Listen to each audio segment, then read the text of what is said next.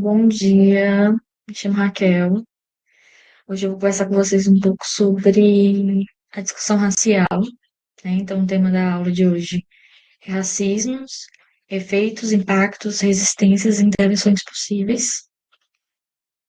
E aí eu vou me apresentar um pouco. Me chamo Raquel de Souza Xavier, sou psicóloga clínica e psicanalista. Sou do Ceará, né? Especificamente de Fortaleza. Sou bacharel em psicologia pelo Centro Universitário FAMETRO, Unifametro. Sou pós-graduanda em Psicologia Social e Comunidades pelo Instituto Parentes, membro do Núcleo de Estudos sobre Drogas, no SED, da Universidade Federal do Ceará. Sou membro da Articulação Nacional de Psicólogas Negras e Pesquisadores de Relações Raciais e Subjetividades, que é a AMPSNEP, na unidade do Ceará. E sou voluntária do Instituto Três Mares, que é um OSC de Fortaleza, que trabalha com infâncias periféricas. Os campos de pesquisas que têm proximidade é saúde, saúde mental, uso de substâncias psicoativas, políticas públicas, psicanálise, redução de danos, relações étnico-raciais e assuntos que permeiam tais discussões. Os meus contatos são esses abaixo. E aí, os tópicos da conversa de hoje, a gente vai entrar em colonialismo, colonialidade, para a gente entender um pouco do cenário latino-americano e brasileiro, os tipos de racismo, ou seja, as populações que sofrem questões étnico-raciais. Aí a gente vai passar sobre saúde mental da população negra, especificamente, e as produções de resistência e outras leituras que a gente pode fazer nesse cenário. Quando a gente fala de colonialismo e colonialidade, a gente fala sobre um cenário latino-americano que tem algumas especificidades, né? E aí o autor Aníbal Quijano, ele trabalha com esses dois conceitos, né? E aí, qual é a diferença entre esses conceitos? Quando a gente fala de colonialismo, a gente está falando de um histórico de escravidão, de colônias de fato produzidas na América Latina. Então, cada país é regido por uma dinâmica histórica desses efeitos da colonização de países, principalmente europeus. Então, quando a gente está falando de colonialismo, a gente está falando desse rastro histórico de escravidão. Quando a gente fala de colonialidade, a gente está falando dos efeitos do colonialismo.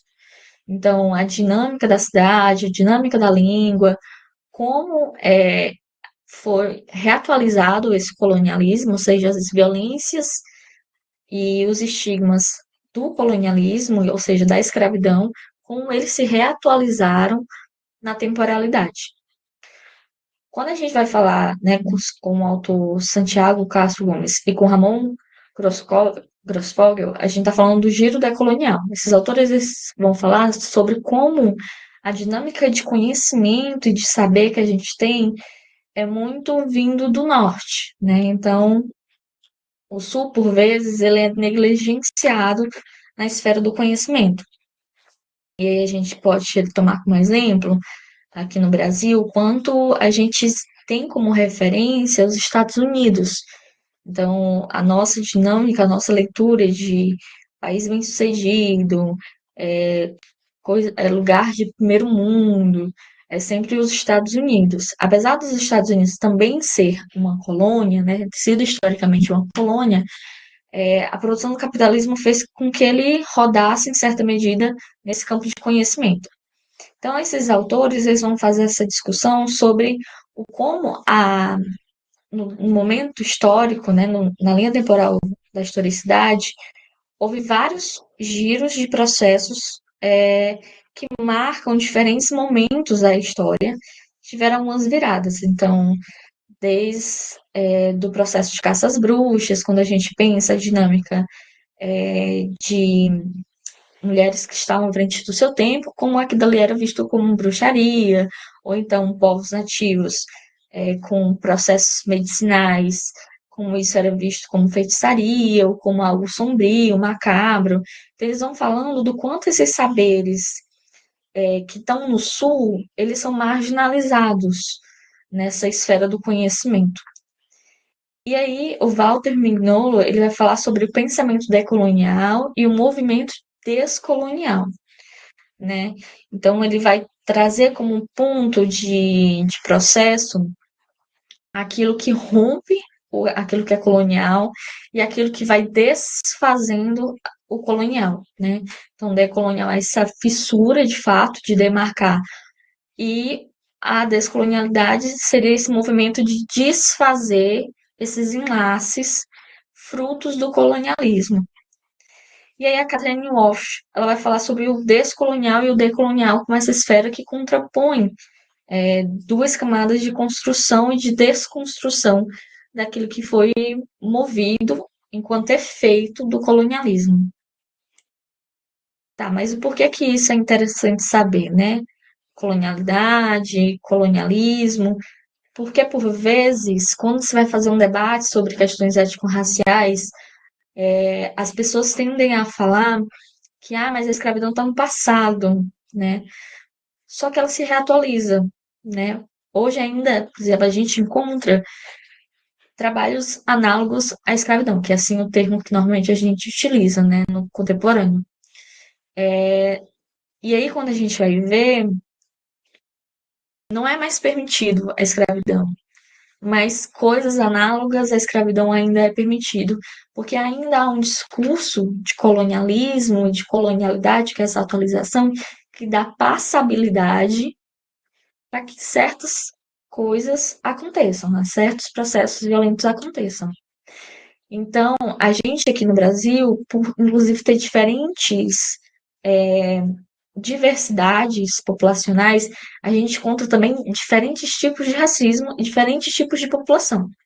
E a gente vai entrar um pouco nisso, inclusive para a gente entender não só o processo histórico do racismo, mas também o processo de atualização.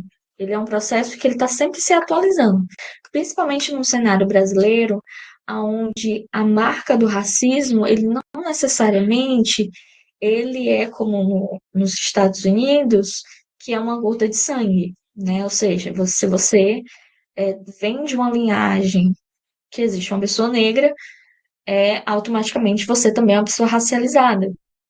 No Brasil, tudo funciona muito sobre fenotipo, né? Então, que características seu corpo apresenta que pode vir a ser lido como algum aspecto de raça ou etnia? Inclusive, tem pessoas que nem compõem alguns públicos que a gente vai ver e que mesmo assim sofrem alguns tipos de injúria racial. E aí, como tipos de racismo, a gente vai encontrar algumas populações que sofrem questões étnico-raciais. E aí, por que essa nomenclatura? Étnico, de etnia, raciais, de racialidade, né? Tem pessoas que sofrem as duas coisas, tem pessoas que sofrem uma das duas coisas. Então, a gente tem populações, povos ou comunidades tradicionais, como os ribeirinhos, como os caiçaras, os ciganos, os quilombos, os quilombolas especificamente. E cada uma dessas populações, elas têm diferentes tipos de tradições, né? Então, é interessante também se atentar como é a linguagem nativa de cada população. Quando eu falo nativo, é um termo muito usado, por exemplo, pela sociologia, pela antropologia, quando se vai falar sobre questões raciais ou questões de dinâmicas culturais de povos. Também a gente tem a população indígena, que são os povos originários, a gente tem a população negra, que aí, né, nessa característica entre pessoas pardas e pessoas pretas, né, isso já faz algumas décadas, né, que essas duas populações são lidas como uma população negra, e também temos os asiáticos.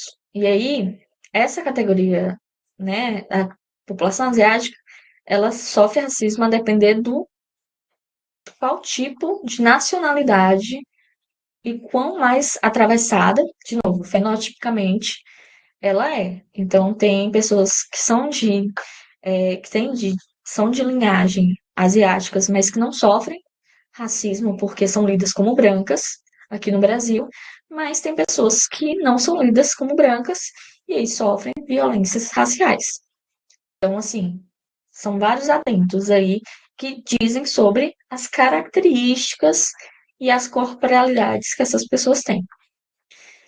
E aí a gente, né, uma referência no debate de racialidade é o Silvio Almeida, que aí tem um livro dele, né, Racismo Estrutural, que ele vai trazer 3 pontos. Então, o racismo ele pode acontecer de forma individual, institucional e estrutural.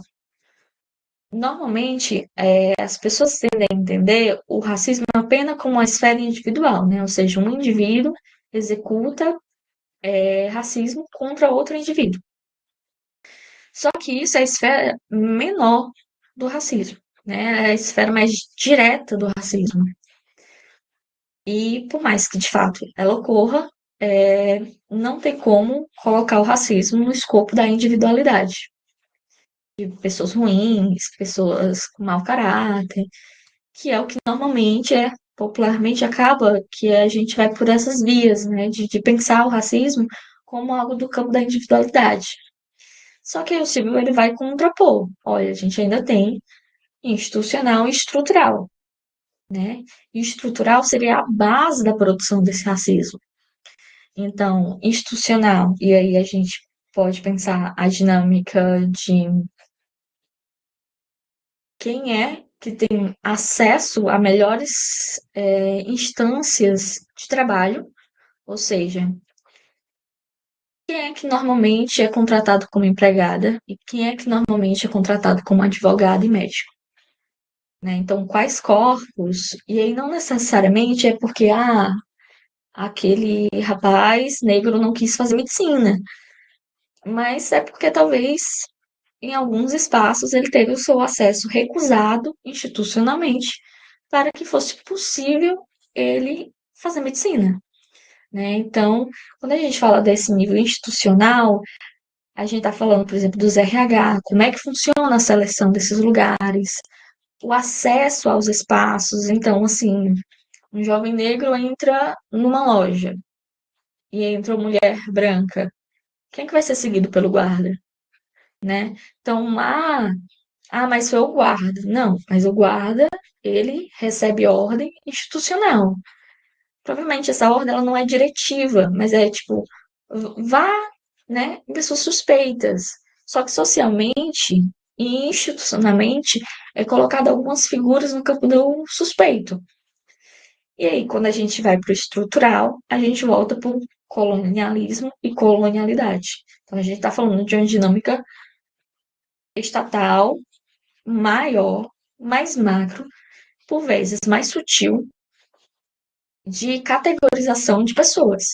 Então, por exemplo, voltando para as populações, é de uma associação, por exemplo, que indígenas são preguiçosos, porque, enfim, eles não estão produzindo capital de giro para a cidade, eles estão na mata, eles estão longe, eles são pessoas não gratas assim à sociedade. Então, há muito esse imaginário, tanto que hoje, ainda hoje, muitas pessoas utilizam o termo índio, né? Muito para atribuir essa coisa do selvagem, do animalesco. E isso acontece com também a população negra, né? Do selvagem, do violento, do criminoso. Então, são falas estruturais maiores, mais macro, que são repassadas através da mídia, dos jornais, das novelas, séries, da história, da própria história, né? Assim, de, e aí a gente entra num outro ponto do colonialismo e da colonialidade. Quem é que conta essa história racial? Quem é que conta a nossa história brasileira, né? É os nativos originários, né? Os povos que estavam antes, né, da, da geração atual, contemporânea, ou não? São os europeus que primeiro contaram essas histórias. São os filhos deles que contaram essas histórias primeiro. Então, quando a gente fala de racismo, né, a nível estrutural, a gente fala de uma semântica que ela é linguística e visual, né? Então, ela é todo um fomento de quem é este homem, quem é esta mulher, quem é essa população, né? Então, e vai sendo reproduzido essas falas em piadas, em brincadeiras, em diferentes categorias, até o ponto de você não saber mais diferenciar aquilo que é da ordem do estrutural, ou seja, que é uma reprodução sem sentido, no sentido de você ter consciência do que você está falando, até chegar no aspecto individual, onde é um a um, no ato da violência racial, onde é uma violência mais diretiva. E aí a gente também tem o Sidney Nogueira, que ele ia falar sobre o racismo religioso, né? Então, e aí, normalmente, né, são direcionados, por exemplo, aos ciganos, que tem uma dinâmica religiosa. A maioria das populações ciganas hoje no Brasil tem seus ritos muito específicos. A população indígena também, que tem toda uma tradição, toda uma dinâmica diferente com o território, né, com suas reservas, com todo é uma leitura diferente de mundo. Do mesmo jeito com pessoas negras que são de terreiro, né? Então, tem todo isso é do mal, isso é ruim, isso Deus não concorda. Tá, mas Deus está alencado em uma outra categoria religiosa, né? De e normalmente associada a outros corpos também. E aí a gente também tem um outro tipo de racismo, que é agora, atualmente no Brasil, a gente está lendo um pouco mais, vendo um pouco mais, que é racismo ambiental e racismo cultural, né? Então, são racismos direcionados a essa esfera das relações mesmo, tanto com a natureza quanto o processo de construção cultural de alguns povos. Então, a população dos quilombos sofre muito racismo cultural, né? De achar que a cultura deles é uma cultura inferior, é algo ruim, que não deveria ser feito, que não deveria existir esse tipo de coletividade, né, de organização territorial. E aí algumas expressões né, desses tipos de racismos, né, individual, institucional, estrutural, religioso, ambiental e cultural, são o genocídio, o epistemicídio, a desumanização, os estereótipos, entre outras configurações e formas. Então, o genocídio, matar uma população grande com a justificativa da violência, né? Tipo, o outro foi violento comigo, então matarei essa categoria, né? O epistemicídio é acabar com as histórias, as narrativas dessas populações, para que elas não tenham voz, né? Para que só tenha uma narrativa sobre a história. A desumanização, essa descaracterização, né? O selvagem, é algo que está distante, que fica muito aquém, assim, né? Tipo, a minha cultura é boa, a sua é ruim, né? Então, a desumanização ela vai descaracterizando todo o processo e o elo cultural e territorial que aquela população tem. Então, você é o selvagem, você é um animal, então você não deveria estar aqui, então aquilo que você fala não vale. E os estereótipos normalmente são algo mais desse imaginário, né, que a gente tem em relação a certas populações. Quando a gente fala de racismo, é diferente da gente falar de preconceito. Preconceito é uma pré-formulação de alguma coisa. E aí você conhece, e aí você perde aquele pré-estabelecimento que você tinha daquela pessoa ou daquela população. Quando a gente fala de racismo, a gente está falando de preconceito. A gente está falando de todo um escopo de violência, seja inferida ou seja, né, relatada, contra diferentes corporalidades. Então, tem muito mais por trás. E mesmo que a pessoa conheça a população, né, então, esses comportamentos ainda permanecem. E aí, quando a gente fala, né, de questões étnico-raciais, a gente está falando também de raça, cor e legislação, né? Quando a gente fala de racismo, a gente está falando de algo que é crime no nosso Estado brasileiro, né? É crime cometer racismo, né? Então, a gente não está falando de difamação e calúnia, a gente está falando de racismo, né? E aí, quando a gente fala de raça-cor, entram dois processos, né? Que é a autodeclaração e a autodeterminação. Então, autodeclaração, que normalmente pessoas negras se auto-intitulam, né? Então, é a autodeclaração.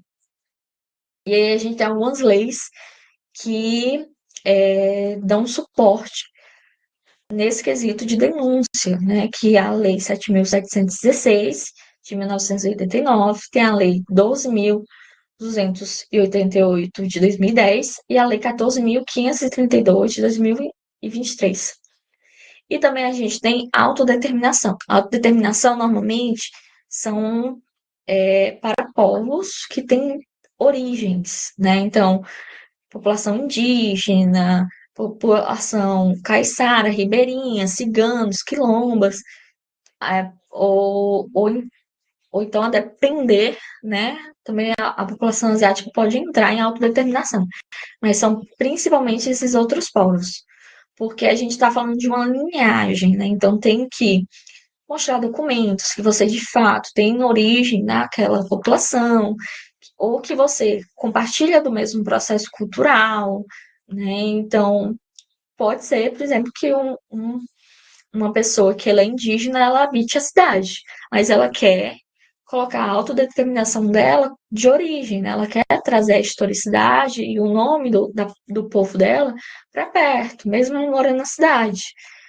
E aí, dentro das discussões indígenas, a gente tem a DDPI, que é de 2007, né, que é a Declaração de Direitos da População Indígena a nível internacional. Tem um comentário aqui que eu vou responder quando chegar no final, tá certo?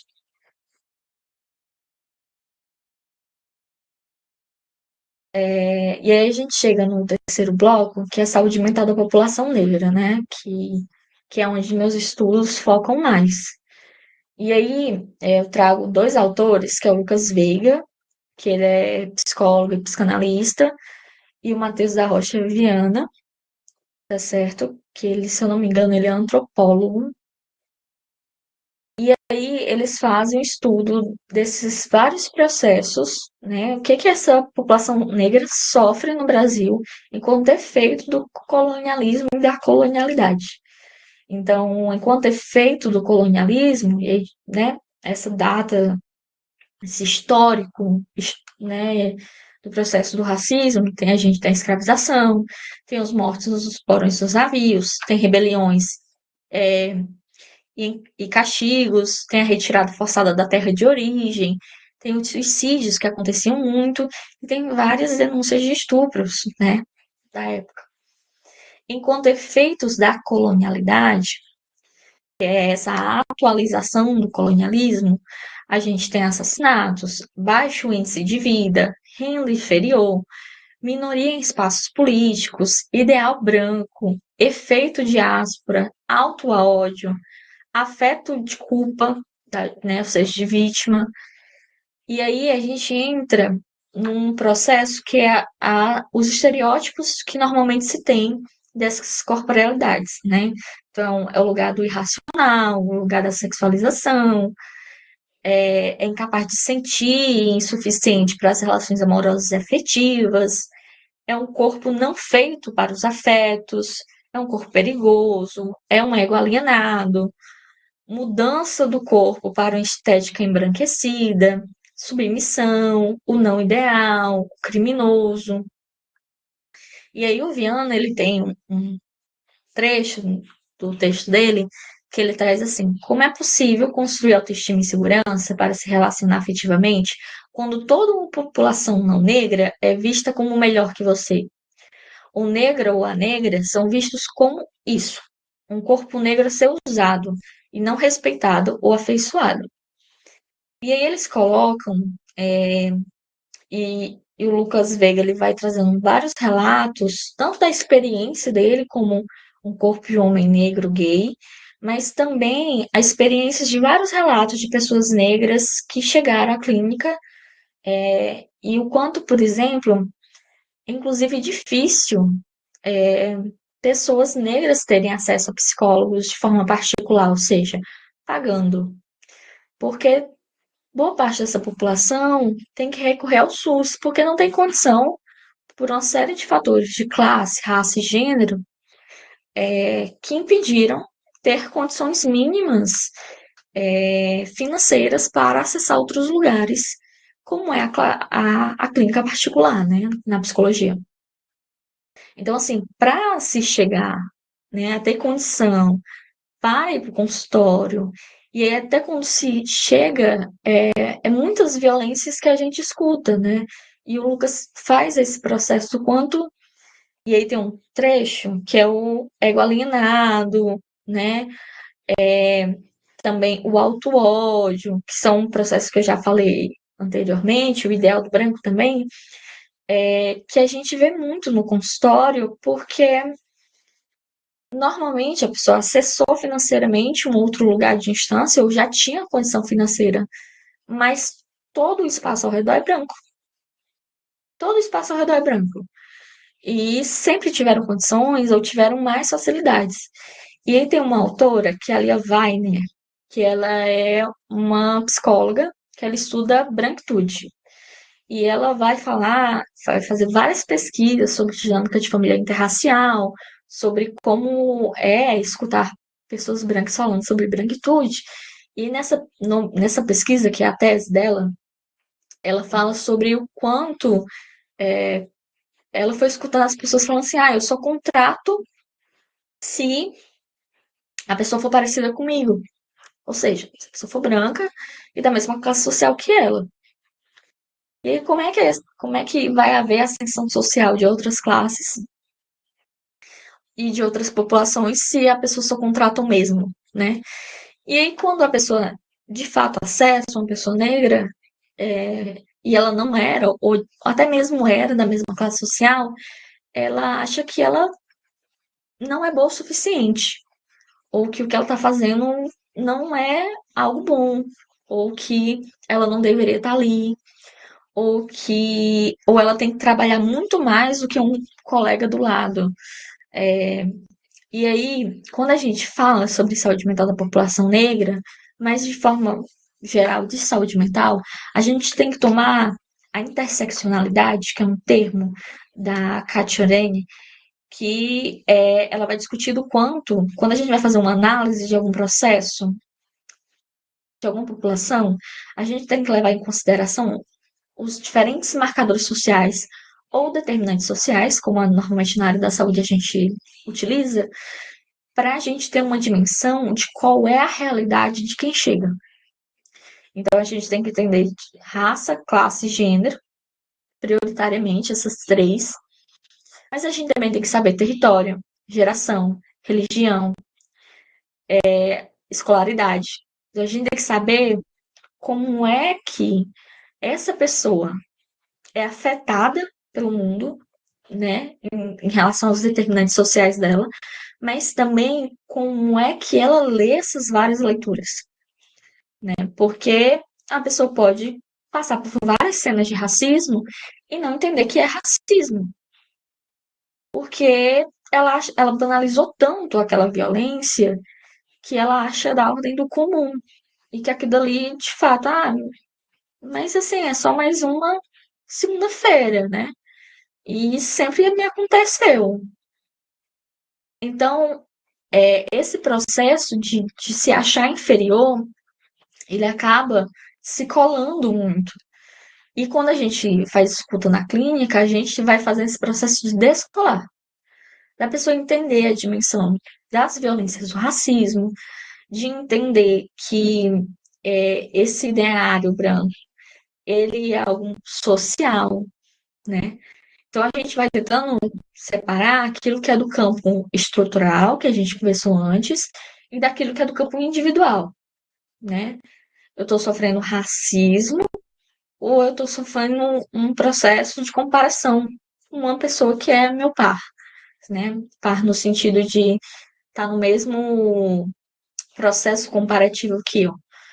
Então, entrar nesses processos, né, de discussão sobre a saúde mental da população negra, tem que se tomar todo esse aparato. Então, por exemplo, quando a gente estuda gênero, a gente pensa que, e aí tem números para isso, homens recebem um salário maior do que mulheres que ocupam o mesmo lugar de trabalho. Do mesmo jeito, população negra. Quando a pessoa negra se comparada a pessoas negras recebem menos dinheiro que pessoas brancas, financeiramente falando. E mesmo que ocupem o mesmo lugar e, de fato, o mesmo salário, provavelmente na esfera de cobrança haverá mais cobrança da pessoa negra do que da pessoa branca, né? Seja internamente, seja de fato, concretamente, externamente, né? Porque é um corpo que, lembra da conversa que a gente teve sobre esses processos de quem deve ocupar qual lugar? Então, tá, você nem deve, aquele processo, você nem deveria estar aqui, então você vai ter que trabalhar muito mais para ocupar esse lugar. E quando, e aí um exercício para vocês fazerem, assim, para ter uma dimensão dos efeitos da colonialidade, é você olhar quem são os corpos que ocupam as periferias, quem são os corpos que ocupam as partes, né, da cidade mais caras, com metro quadrado mais caro. São corpos brancos ou são corpos negros? Esse corpo negro que ocupa esse lugar teve ascensão financeira ou vem de uma família já bem estabelecida financeiramente? E isso é o efeito da colonialidade. Porque no colonialismo, né, no processo de escravização, a população negra que foi escravizada ficavam em lugares mais à margem da cidade, em lugares mais vulneráveis. Eles não tinham dinheiro, eles não tinham como construir nada, mesmo quando a escravização acabou, eles só foram expulsos, né, das casas dos senhorios. Mas eles não tinham como construir nada, então eles construíram barracos em lugares instáveis mesmo. Então, são lugares com falta de saneamento básico, lugares mais distantes, lugares perigosos, assim, estruturalmente falando, né? E aí, enquanto efeito da colonialidade, mais difícil é acessar outros bairros, financeiramente, territorialmente, porque mesmo que você acesse, você ainda vai ser um estranho nessa dinâmica territorial. E aí é necessário pensar, né, esses efeitos para você entender qual é o tipo de efeito no campo do individual teve nesse sujeito, né? Por exemplo, tem pessoas que chegam na clínica e o lugar que ela vai falar é sobre o lugar, por exemplo, de mulheres negras, o lugar da sexualização. O ponto principal dela talvez seja isso. Enquanto talvez do homem, talvez seja o lugar do criminoso. Porque aí diferencia, inclusive, a dinâmica de gênero entre homens e mulheres negras, né? E a depender também do tom de pele, ou seja, quanto mais escuro, mais próximo do criminoso. Quanto mais claro, mais próximo, por exemplo, do ego alienado. E isso a depender também da historicidade de cada indivíduo. E aí, pensando, né, as resistências e outras leituras, ou seja, da gente pensar os processos de etnia e de raça por outros olhares, que não o olhar do colonizador, que não o olhar do senhorio que reatualiza essa imagem, né, de inferioridade, a gente tem o Lucas Veiga, com o livro Clínica do Impossível, que vai falar sobre essas escutas outras de potência e de coisas que se faz e se pode se fazer frente ao racismo através da escuta dele da clínica, né? Da clínica da psicologia. Aí a gente também tem a Bell Hooks, que é uma autora norte-americana, mas que atualmente a gente tem lido muito aqui no Brasil. Algumas produções dela fazem muito sentido, com algumas leituras que a gente tem, Mas, de novo, tem esse adendo de que nos Estados Unidos a leitura de raça é totalmente diferente daqui do Brasil. Lá é marcado por uma gota de sangue. Aqui a gente está falando de fenotipos. Então, a gente está falando de pele mesmo, de corpo, de tom de pele, de traços. Então, a gente está falando de corpo, literalmente, aqui no Brasil. Mas vale a leitura, porque tem coisas muito massas, muito potentes para a gente pensar a raça. Então, tem os livros, né? Tudo sobre o amor, olhares negros, raça e representação. E o feminismo é para todos, onde ela vai fazer um debate do quanto é necessário também, quando a gente discute gênero, falar sobre racialidade. A gente aqui no Brasil também tem a Neuza Souza Santos, que é o Tornar-se Negro, que ela vai falar sobre, tá, e como é que é a raça para pessoas que sempre tiveram condições sociais, financeiras, que tiveram acessos, mas que mesmo assim, mesmo tendo dinheiro, sofrem racismo. Porque é sobre classe, mas não é sobre classe, né? É principalmente sobre raça. E aí ela vai falar sobre essa ascensão de pessoas negras e a violência que essas pessoas sofreram e o que é que elas fizeram com isso frente a essas violências. Isso já no cenário brasileiro. Temos a Conceição Evaristo, com Olhos d'Água, que também é brasileira. Tem a Carolina Maria de Jesus, com Quarto de Despejo. Todos esses aqui são livros, tá, pessoal? Tem a Jenny Nunes, que vai falar sobre Descolonizando Afetos, que é uma pessoa indígena. Tem o Ailton Krenak, que também é uma pessoa indígena, que tem um livro Futuro Ancestral, Ideias para Adiar o Fim do Mundo, A Vida Não é Útil. Tem o Nego Bispo, que é um homem quilombola, que tem o livro A Terra Dá, a Terra Quer, que vai fazer, enfim, tanto a Jenny quanto a Ailton, quanto o Nego Bispo, eles vão falar muito sobre território, né? Como é a nossa relação com o território. Qual é o cuidado que a gente tem que ter quando a gente vai fazer uma escuta, um atendimento, um acolhimento, quando a gente está em políticas públicas, mas também quando a gente está nos consultórios particulares, da gente se atentar qual é o tipo de corpo que chega. Porque quando chega um indivíduo, não chega só um indivíduo, chega o território dele. Então a gente tem que saber tudo que envolve aquele território, tudo que aquele território, tanto no mapa, né? Mas também o território enquanto marcadores, determinantes sociais, para que a gente entenda e consiga fazer projeções melhores de cuidado, né? Então, entender racismo, entender esses processos, é entender principalmente como é que a gente pode fazer um cuidado que faça sentido e que seja coeso com aquela realidade, com as violências que se chegam. E aí, esses são os meus contatos, eu vou olhar o chat, tá certo, gente?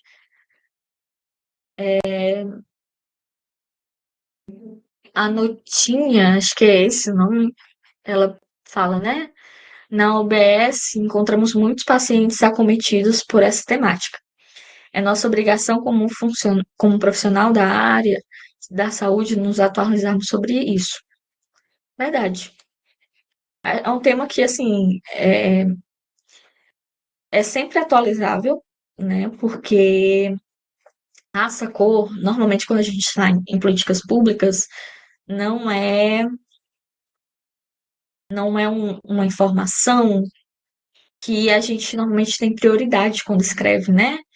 Então acaba que a, a gente não ter esse dado dificulta muito a gente ter uma dimensão fidedigna, né, da população que a gente recebe em políticas públicas. E isso atrapalha muito, inclusive, a produção de conhecimento e a produção de protocolos mesmo, né, dos equipamentos para acolher os diferentes tipos de casos, de situações que se chegam. Então, é o que vai sempre, assim, né, continuando. E fora que a população negra, né, principalmente, mas as outras também, são as populações que mais necessitam, ou seja, são SUS dependentes, né, que é o nome do termo, do SUS, por, de novo, não terem tido condições financeiras de plano de saúde, clínicas particulares. E aí é necessário que o SUS acolha e saiba mediar esse tipo de situação, né? Tanto a nível de tratamento, de cuidado, mas também de entender que quem chega, chega com história. A Kaline escreveu, né? Bom dia, doutora. Tema de muita relevância na UFPE. Estamos assistindo sua palestra. Legal. Ana Laura comentou, né? Também tenho percebido muitos relatos de amigos de profissão sobre isso, principalmente em crianças em idade escolar. É muito comum, na verdade, muito comum acontecer situações de racismo em idade escolar. Só que a gente só está falando disso hoje. Antigamente a gente lia como bullying, né? E aí, até mesmo pelas escolas não serem preparadas, né? É uma leitura que acabava que discutir raça e etnia ficava muito nas faculdades e não ia para a comunidade, não ia para as políticas públicas, né? Que ainda é um pouco dessas falhas de comunicações institucionais que a gente tem, né? Mas acontece muito, muita violência racial acontece em fase escolar. Só que como não tinha esses debates, não tinha essas conversas, eram encaixotadas na temática de bullying, né? Porque se é na escola é bullying. E aí só quando sai da esfera escolar é racismo. Não, racismo acontece em escola. A questão é que por ser tomado como uma brincadeira, que bullying também não é brincadeira, né? Bullying é um tipo de violência, né? Mas acabava entrando no mesmo escopo. Então há aí uma leitura de erro mesmo conceitual, né? Que por isso, de novo, escolas que não foram preparadas, políticas públicas que não foram fomentadas, né? Então, hoje a gente tem mais leituras, o que está permitindo que a gente consiga identificar em tempo hábil situações de racismo acontecendo em tempo escolar, né? E, inclusive, por exemplo, fazendo hoje escuta de pessoas adultas, esses adultos, quando vão relembrar suas infâncias, conhecendo hoje o conceito de racismo, né, conseguindo nomear o tipo de violência que sofriam, olham para trás aí, tipo, não foi bullying que eu sofri, foi racismo. Tipo, não era um preconceito, não era uma chacota por causa de uma determinada situação, né? O bullying, teoricamente, ele era para ser, quanto categoria, uma leitura de uma chacota frente a uma determinada situação. Só que bullying acabou virando um grande guarda-chuva de qualquer violência institucional que aconteça com crianças e adolescentes. Mas não é, né? Então, ampliando o nível o nível de categoria, a gente consegue diferenciar aquilo que é bullying e aquilo que é racismo. Sendo que ambas as coisas são crimes. No Brasil, ambas as coisas são crimes. Cometer o ato de bullying, né? Ou cometer o ato de racismo são gravados como crimes. Então, assim, hoje a gente consegue disseminar mais informação, né? Tanto pela tecnologia, como está acontecendo aqui agora, mas também por uma movimentação da academia, ou seja, das faculdades e universidades, de, tá, gente, construiu esse conhecimento e a gente precisa espalhar esse conhecimento, né? Porque senão não faz sentido.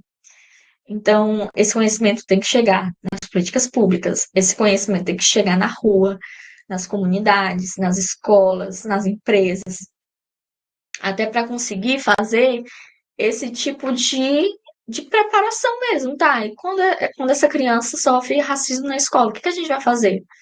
Tá, a gente vai fazer uma aula sobre racismo, a gente vai falar sobre uma aula sobre diversidade, a gente vai fazer uma aula sobre educação. O que a gente vai fazer com isso, né? Ou a gente vai deixar que isso continue e que, sei lá, essas crianças. Vocês lembram que eu coloquei nos slides anteriores os tipos de efeitos, né? Tanto da colonialidade quanto do colonialismo? Em muitos casos, acabam que em idade escolar virando outras coisas, em vez de ser tipografado, né, na categoria racismo. Então, acaba que muitas indicações são feitas para essa criança uma medicação, para essa criança ir pro terapeuta, sem antes ver o cenário do que está acontecendo, né? O que acaba dificultando o tratamento, cuidado, acolhimento, por achar que é uma outra categoria, né? Então, como é que eu vou fazer um prognóstico da situação se eu não estou tipificando certa, né? Então, é importante que a gente fale não só sobre racismo, mas sobre diferentes tipos de discussões, para a gente conseguir identificar o que de fato está acontecendo na situação e, a partir disso, criar possibilidades de educação para que não aconteça mais, né?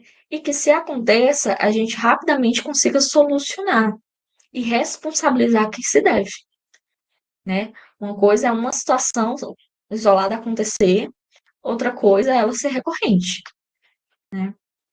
Mas é isso. Eu espero que eu tenha suprido minimamente essa discussão, até porque ela tem vários percursos e caminhos possíveis, de fato, de conversa, cada um deles muito potentes.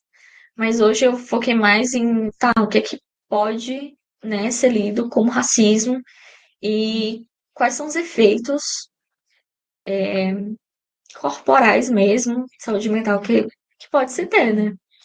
E aí, assim, várias vezes casos de ansiedade, depressão, crise de pânico, são em decorrência de situações de racismo. Então, a gente vê uma tipografia que ela é no campo da área da saúde mental, né, da psiquiatria, mas que a sua origem, ela é de um racismo. Então, assim, para a gente se atentar mesmo, o que é que anda acontecendo e como é que as coisas chegam, para a gente conseguir fazer um melhor prognóstico, né? Como é que a gente pode cuidar a nível tanto individual, ou seja, terapia, um acompanhamento psiquiátrico, é o quê? Né? Mas também a nível maior, é denúncia, né? É defensoria pública, é o quê? Que tipo de equipamentos e instâncias a gente tem que acionar nesse sentido? Enfim, é isso. Bom dia para vocês, tá?